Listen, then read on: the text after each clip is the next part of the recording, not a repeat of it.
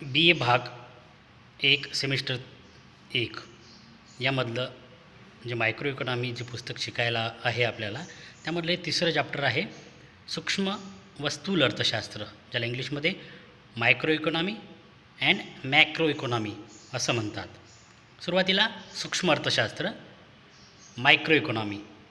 Micro economy ज्यामध्ये ज्याला मराठीमध्ये सूक्ष्म अर्थशास्त्र असं म्हणतात, याला वेगवेगळ्या नावांनी संबोधले जाते, जसं की सूक्ष्म अर्थशास्त्र, व्यष्टी अर्थशास्त्र, विशिष्ट अर्थशास्त्र, एकलक्षी अर्थशास्त्र इत्यादी अनेक नावं या सूक्ष्म अर्थशास्त्राबद्दल वापरली जातात.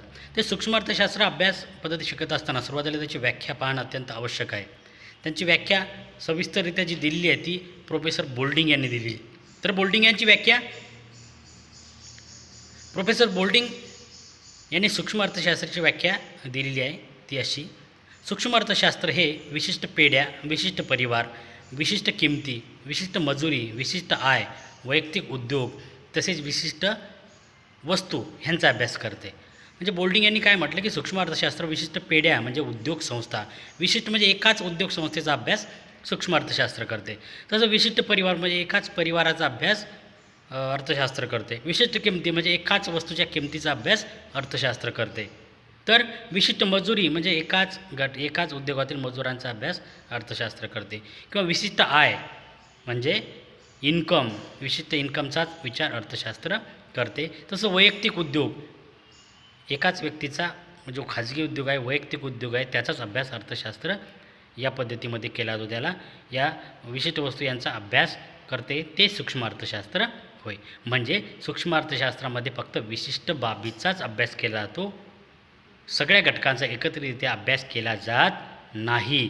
फक्त एका घटकाचा पण सखोल असा अभ्यास या सूक्ष्म अर्थशास्त्रामध्ये केला जातो, की ज्यामध्ये त्यांनी म्हटलं विशिष्ट पेढ्या, विशिष्ट परिवार, विशिष्ट किमती, विशिष्ट मजुरी, वैयक्तिक उद्योग, विशिष्ट आय या यांचाच अभ्यास केला जातो. आणि म्हणून सूक्ष्म अर्थशास्त्र हे एकाच घटकाचा पण मात्र सखोल असा अभ्यास करणारं ही अभ्यास पद्धती आहे, किंवा यालाच आपण सूक्ष्म अर्थशास्त्र या पद्धतीने जे अभ्यास करते त्याला सूक्ष्म अर्थशास्त्र असं म्हटल्या जाते. आणि म्हणून प्रोफेसर बोल्डिंग यांची परत एकदा व्याख्या आपण बघूयात की सूक्ष्म अर्थशास्त्र हे विशिष्ट पेढ्या, विशिष्ट परिवार, विशिष्ट किमती, विशिष्ट मजुरी, विशिष्ट आय व वैयक्तिक उद्योग तसेच विशिष्ट वस्तू ह्यांचाच अभ्यास करते.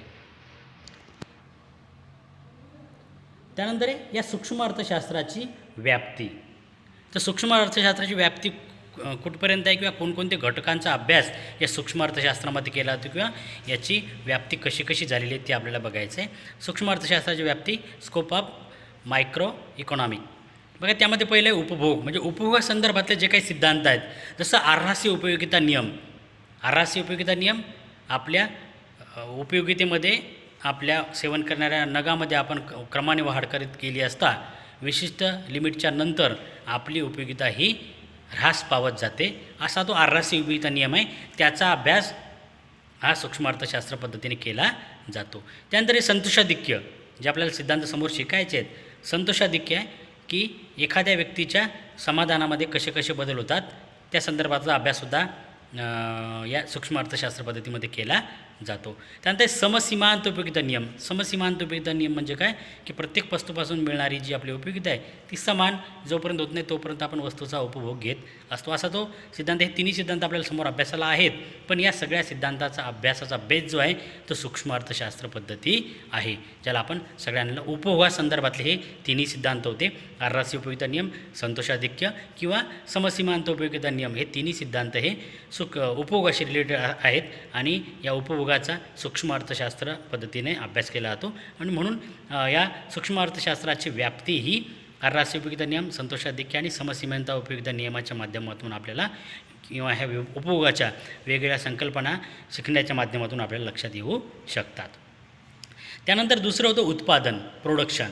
उत्पादनाचे जे काही सिद्धांत आहेत, जसं की उत्पादन परिमाण म्हणजे उत्पादन नग, त्यांचा व्यय म्हणजे त्यांचा खर्च, या संदर्भातले सिद्धांत किंवा या संदर्भातल्या संकल्पनासुद्धा आपल्याला सूक्ष्म अर्थशास्त्र पद्धतीने अभ्यासल्या जाऊ शकतात. आपण त्याचा सूक्ष्म अर्थशास्त्र पद्धतीने अभ्यास करू शकतो. त्यानंतर आहे विनिमय, देवाणघेवाण. या देवाणघेवाण असतील, या विनिमयासंदर्भातले जे काही सिद्धांत आहेत, जे काही अभ्यास घटक आहेत, त्याचासुद्धा अभ्यास आपण सूक्ष्म अर्थशास्त्र पद्धतीने करू शकतो. म्हणजे ही सुद्धा आपल्या सूक्ष्म अर्थशास्त्र पद्धतीची व्याप्ती आहे. त्यानंतर आहे वितरण. वितरण म्हणजे वाटणी. म्हणजे आपण म्हणतो की एकूण उत्पादन हे 4 घटकामध्ये विभागले जाते. ते भूमी, श्रम, भांडवल आणि संघटन. या संदर्भातल्या ज्या काही संकल्पना आहेत त्यासुद्धा आपण सूक्ष्म अर्थशास्त्र पद्धतीने अभ्यास करू शकतो. ही या सूक्ष्म अर्थशास्त्र पद्धतीची व्याप्ती आहे. सूक्ष्म अर्थशास्त्राची ही उपभोग, उत्पादन, विनिमय आणि वितरण ही सगळी काय आहे, या सूक्ष्म अर्थशास्त्राची व्याप्ती आहे. त्यानंतर हे सूक्ष्म अर्थशास्त्राची वैशिष्ट्ये व महत्त्व. काय वैशिष्ट्ये आहेत किंवा त्याचं काय महत्त्व आहे या सूक्ष्म अर्थशास्त्राचं. पहिलं आहे, सूक्ष्म अर्थशास्त्र एककाला इतरांपासून स्वतंत्र समजून त्याचा अभ्यास करते. सूक्ष्म अर्थशास्त्र काय करते, तर एककाला इतरांपासून स्वतंत्र समजते आणि स्वतंत्र समजून त्याचा सखोल अभ्यास या शास्त्रामध्ये केला जातो. हे याचं पहिलं वैशिष्ट्य किंवा आपण महत्त्व आहे असं म्हणू शकतो. कारण एका घटकाचा सखोल अभ्यास केल्यामुळं त्या घटकांबद्दल आपल्याला इत्याभूत माहिती मिळू शकते आणि त्या संदर्भातील असलेले निष्कर्ष किंवा त्याच्या असलेल्या कमतरता किंवा त्यामध्ये कशा येणाऱ्या काळामध्ये कशी ग्रोथ करता येईल या संदर्भातला सखोल अभ्यास आपल्याला या सूक्ष्म अर्थशास्त्र पद्धतीने केला जाऊ शकतो. आणि म्हणून सूक्ष्म अर्थशास्त्र एककाला इतरांपासून स्वतंत्र समजून त्याचा स्वतंत्ररित्या अभ्यास करत असल्यामुळे त्या संदर्भातला अभ्यास हा अत्यंत महत्त्वाचा ठरतो. त्यानंतर नंबर 2, त्या एककाचा सर्व दृष्टीने व्यवस्थित अभ्यास करण्यात येतो. त्या एककाचा सर्व दृष्टीने व्यवस्थित अभ्यास करण्यात येतो. एक घटक जर आपण गृहीत धरला तर त्या एका घटकाचा व्यवस्थित अभ्यास केला जातो. एककाला सर्व दृष्टीने सगळ्या बाबीचा त्याचा तपास केला जातो. सगळ्या गोष्टींचा अभ्यास डीपमध्ये करून त्या संदर्भातले निष्कर्षही मांडली जातात. आणि म्हणून हेही सुद्धा त्याचं एक महत्त्व आहे किंवा त्याचं एक वैशिष्ट्य आहे असं आपण म्हणू शकतो की एककाचा सर्व दृष्टीने सखोल अभ्यास या पद्धतीमध्ये केला जातो. त्यानंतर आहे नंबर 3, कोणत्याही एककाचा किंवा गटाचा विचार करताना त्याची व्याख्या शक्यतोवर मर्यादित करण्याचा प्रयत्न करण्यात येतो. कोणत्या एककाचा किंवा गटाचा आपल्याला अभ्यास करायचा असेल त्याची व्याख्या शक्यतोवर मर्यादित करण्याचा प्रयत्न केला जातो की त्याची व्याख्या ही छोटी आणि सुटसुटीत समजेल अशा पद्धतीची असावी, असा साधारण या सूक्ष्म अर्थशास्त्राचा साधारणतः प्रयत्न असतो. आणि त्यामुळं ती व्याख्या समजणंही सोपं जाते किंवा त्या संदर्भातले निष्कर्ष मांडणंसुद्धा अत्यंत सोपं जाते. त्यानंतर नंबर 4 आहे, सूक्ष्म अर्थशास्त्र विशिष्ट एककांचा महत्तमतेच्या संदर्भात अभ्यास करते. की सूक्ष्म अर्थशास्त्र विशिष्ट एककाचा एक घटक जर त्यांनी अभ्यासाला घेतला तर त्या एककाचा महत्तम म्हणजे मॅक्झिममरित्या अभ्यास केला जातो. आणि त्यामुळं जे निघणारे जे निष्कर्ष आहेत ती मात्र सत्य किंवा व्यवस्थित निघू शकतात. आणि त्यामुळं सूक्ष्म अर्थशास्त्र विशिष्ट एककाचा महत्तमतेच्या संदर्भात अभ्यास करते. त्यानंतर सूक्ष्म अर्थशास्त्राचे महत्त्व काय आहे, तर सूक्ष्म अर्थशास्त्राचं पहिलं महत्त्व आहे ज्याला आपण इंग्लिशमध्ये काय म्हणतो की इम्पॉर्टन्स ऑफ मायक्रो इकॉनॉमिक. त्याचं पहिलं महत्त्व आहे सरकारला उपयुक्त. सरकारला अनेक छोट्या मोठ्या गोष्टीवर अभ्यास करून निर्णय घ्यावे लागतात. जसं आपण जर म्हटलं की विदर्भातील शेतकरी आत्महत्या एक विषय आहे, त्या विषयासंदर्भात जर सरकारला डीपमध्ये काही निर्णय घ्यायचे असतील, काही महत्त्वपूर्ण धोरणं आखायची असतील तर सरकारला सूक्ष्म अर्थशास्त्र पद्धती अत्यंत उपयुक्त ठरते. कारण त्यांना एकाच घटकाचा सखोल अभ्यास करून त्या संदर्भातले निष्कर्ष त्यांना मांडायचे असतात. नंबर 2 आहे, विविध प्रश्नाच्या सोडवणुकीसाठी महत्त्वाचे. विविध प्रश्नाच्या सोडवणुकीसाठी महत्त्वाचे म्हणजे काय, अनेक जटिल प्रश्न असतात की जे स्थूल अर्थशास्त्र पद्धतीने अभ्यासता येत नाहीत. अशावेळी असे जे जटिल प्रश्न आहेत ज्याचा सखोल अभ्यास करावा लागतो, त्याला इतरांपासून स्वतंत्र समजून किंवा त्याचा सखोल किंवा सर्व बाजूने जेव्हा अभ्यास करायचा असतो तेव्हा असे जे प्रश्न असतात त्या प्रश्नाची सोडवणूक करण्यासाठी, त्या प्रश्नाची उकल करण्यासाठी सूक्ष्म अर्थशास्त्र अत्यंत महत्त्वाचं ठरते. आणि म्हणूनच विविध प्रश्न जे जटिल आहेत, कठीण आहेत की ज्याचा इतर घटकावर प्रभाव पडत असतो, अशा प्रश्नांचा सोडवणुकीसाठी किंवा अशा प्रश्नाच्या अभ्यासासाठी सूक्ष्म अर्थशास्त्र पद्धती अत्यंत उपयुक्त आहे. नंबर 3 आहे, कल्याणकारी अर्थशास्त्राच्या अभ्यासाला उपयुक्त. कल्याणकारी आपण म्हणतो की एखाद्या व्यक्तीचं कल्याण कशामध्ये आहे. मार्शलची व्याख्या आपण शिकली होती की व्यक्तीच्या कल्याणामध्ये वाढ झाली पाहिजे. तर व्यक्तीचं कल्याण कशामध्ये आहे, जेव्हा त्या एखाद्या व्यक्तीचा किंवा एखाद्या विशिष्ट घटकाचा जेव्हा तुम्ही सखोल अभ्यास करसाल तेव्हा तुमच्या लक्षात येईल की या व्यक्तीचं किंवा या उद्योग संस्थेचं किंवा या परिवाराचं हित कशामध्ये आहे किंवा कल्याण कशामध्ये होऊ शकते, आणि म्हणूनच कल्याणकारी अर्थशास्त्राच्या अभ्यासाला सुद्धा हे सूक्ष्म अर्थशास्त्र हे अत्यंत महत्त्वाचं आहे. त्यानंतर नंबर 4 आहे विशिष्ट उद्योग व पेढी यांच्या स्थितीचा अभ्यास करण्याकरता उपयुक्त. विशिष्ट उद्योग असेल किंवा पेढी असेल, पेढी म्हणजे उद्योग संस्था, ही विशिष्ट उद्योग विशिष्ट पेढी यांच्या स्थितीचा अभ्यास करण्याकरता अत्यंत उपयुक्त आहे, की यांची आजची स्थिती काय आहे, या स्थितीसाठी कोणकोणते घटक जबाबदार आहेत, या सगळ्यांचा सखोल अभ्यास केल्यामुळं की त्या उद्योगामधली कमतरता लक्षात येतात आणि येणाऱ्या काळात त्या उद्योगामध्ये किंवा त्या पेढीमध्ये कोणत्या पद्धतीचा बदल करावा लागेल किंवा केला जाऊ शकतो किंवा केला पाहिजेत या संदर्भातली सखोल माहिती आपल्याला या सूक्ष्म अर्थशास्त्र अभ्यासातून लक्षात येऊ शकते. आणि म्हणून विशिष्ट उद्योग असतील, विशिष्ट पेढ्या असतील, त्याच्या स्थितीचा अभ्यास करण्याकरता अत्यंत उपयुक्त अशी ही पद्धती आहे. त्यानंतर आहे नंबर 5 राजस्व व आंतरराष्ट्रीय व्यापार इत्यादी दृष्टीने उपयुक्त. बघा, राजस्व हा कोणत्याही सरकारच्या संदर्भातला अत्यंत महत्त्वाचा विषय आहे, आणि राजस्व सरकारला मिळणारे उत्पन्न, सरकारचा होणारा खर्च व आंतरराष्ट्रीय व्यापार इत्यादीच्या दृष्टीने सुद्धा उपयुक्त आहे. सरकारला कोणकोणते खर्च करावे लागतात, छोटे छोटे खर्च सरकारला करावे लागतात, त्याचा सखोल अभ्यास करायचा आहे. सरकारला उत्पन्न कोणकोणत्या माध्यमातून मिळते त्याचा सखोल अभ्यास सरकारला करायचा आहे. तसेच आंतरराष्ट्रीय व्यापारासंदर्भातले अनेक निर्णय सरकारला घ्यायचे आहेत, आणि म्हणूनच या संबंध घटकांबाबत सखोल अभ्यास करून त्या संदर्भातले योग्य निष्कर्ष मांडणे हे सूक्ष्म अर्थशास्त्राच्या माध्यमातून करणे शक्य होते. आणि त्यामुळं या ठिकाणी राजस्व असेल किंवा आंतरराष्ट्रीय व्यापार असेल इत्यादीच्या दृष्टीने सुद्धा सूक्ष्म अर्थशास्त्र पद्धती अत्यंत उपयुक्त आहे, किंवा या ठिकाणी त्या सूक्ष्म अर्थशास्त्राचं महत्त्व आपल्याला दिसून येते की ते राजस्व, आंतरराष्ट्रीय व्यापार इत्यादी दृष्टीने अत्यंत उपयुक्त आहे, सरकारला उपयुक्त आहे, विविध प्रश्नाच्या सोडवणुकीसाठी महत्त्वाचं आहे, कल्याणकारी अर्थशास्त्राच्या अभ्यासाला सुद्धा महत्त्वाचं आहे. तसेच विशिष्ट उद्योग आहे, विशिष्ट पेढ्या आहेत, या संदर्भात सुद्धा महत्त्वपूर्ण भूमिका सूक्ष्म अर्थशास्त्र पद्धतीच्या माध्यमातून केल्या जाऊ शकते.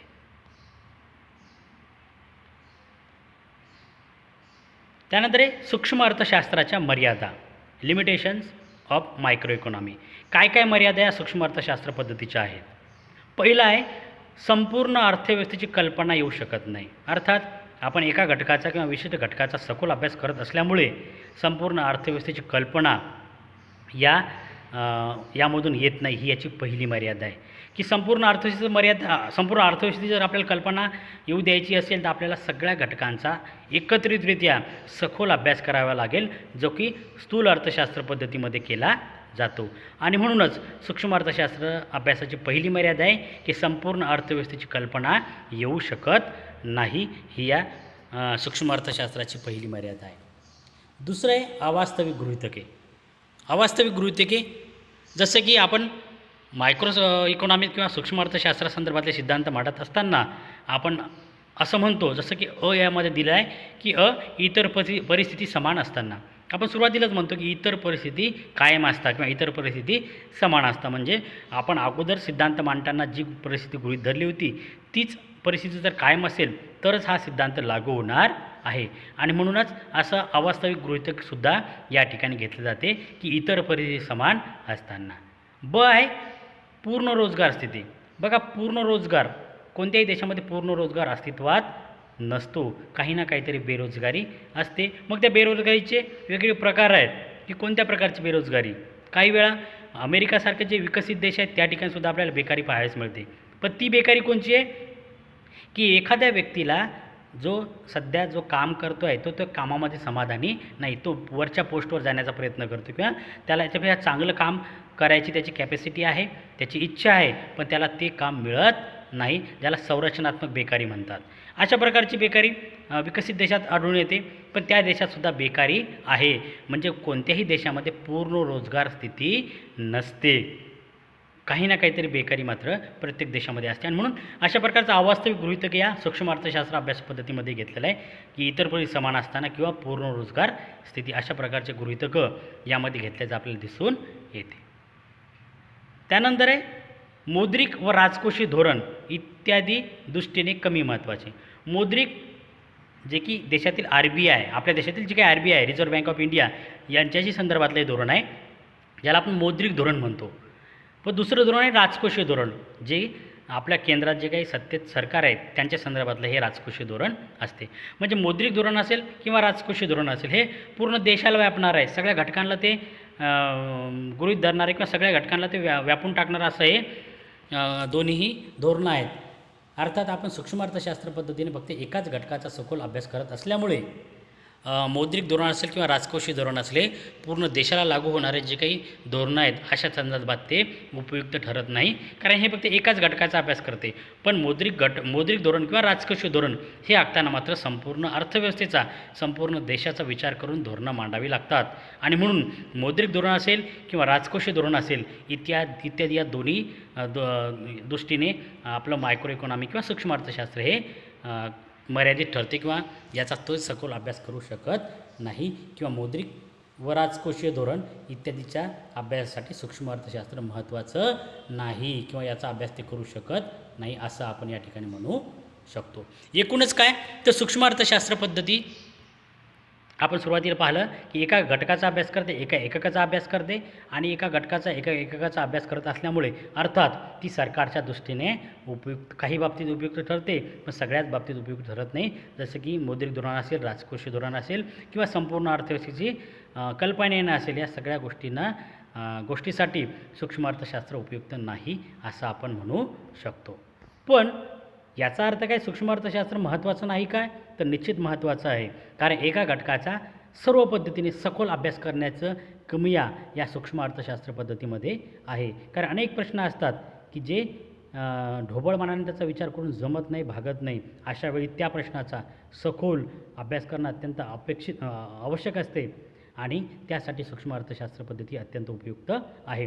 तसं एखादा वैयक्तिक उद्योग असेल, एखादी विशिष्ट पेढी असेल, विशिष्ट उद्योग संस्था असेल, याच्या संदर्भातील महत्त्वपूर्ण निर्णय वेळोवेळी घ्यावे लागतात आणि अशावेळी सूक्ष्म अर्थशास्त्र पद्धतीने त्या घटकाचा अभ्यास जर केला असेल आणि त्याची व्यवस्थित जर निष्कर्ष मांडलेले असतील तर त्या निष्कर्षाचा अभ्यास करून येणाऱ्या काळात ती पेढी, ती उद्योग संस्था किंवा तो वैयक्तिक उद्योग याची पुढील मार्गक्रम कसा असेल हे आपण निश्चितच या सूक्ष्म अर्थशास्त्र पद्धतीच्या माध्यमातून अभ्यासून येणाऱ्या काळातील त्याची वाटचाल निश्चित करू शकतो आणि तो उद्योग येणाऱ्या काळात भरभराटीला जाऊ शकतो. आणि म्हणून अत्यंत महत्त्वपूर्ण अशी ही सूक्ष्म अर्थशास्त्राची संकल्पना आहे.